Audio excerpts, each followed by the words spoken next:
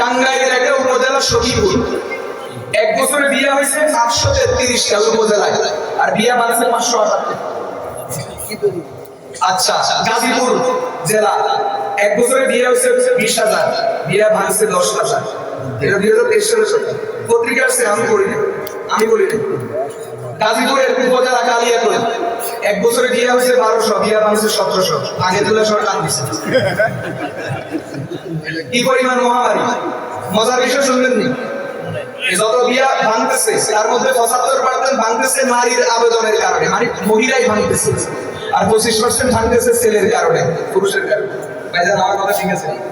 উনি যেহেতু আইন আদালতের সাথে জড়িত, আমরা এগুলো বুঝি, অবস্থা ভালো না। আচ্ছা, এটা বললাম বাংলাদেশের কথা। এখন বহির্বিশ্বের কথা না বললে আমারও মন খারাপ হয়।